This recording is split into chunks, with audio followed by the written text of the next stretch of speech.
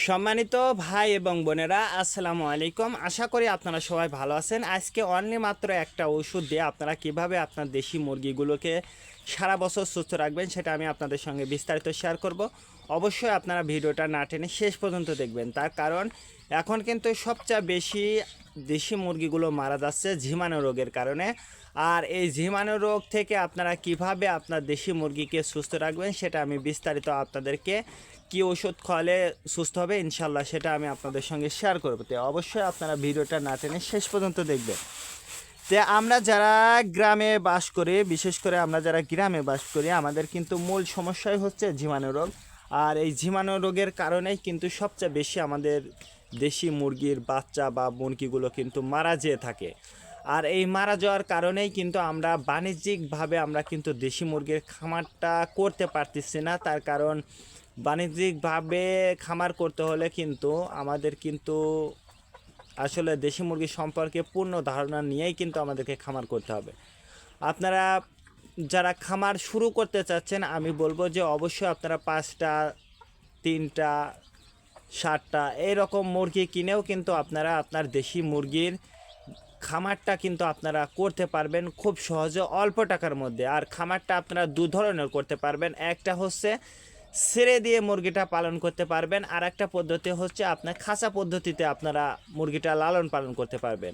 তো আপনাদের সেটা আপনাদের ব্যক্তিগত বিষয় যে আপনারা কোন পদ্ধতিতে আপনারা দেশি মুরগিটা লালন পালন করতে চাচ্ছেন।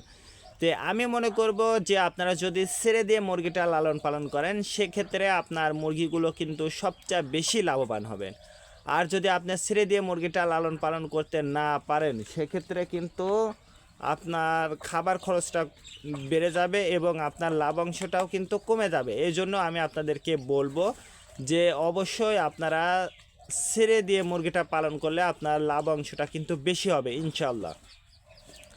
আর গ্রামে কিন্তু আমাদের মূল সমস্যা, আমাদের খামারে মূল যে সমস্যাটা সেটা হচ্ছে আমাদের মুরগি কিন্তু বাঁচাইতে না পারার কারণে কিন্তু আমাদের খামারটা কিন্তু বেশি দিন টিকায় রাখতে পারি না।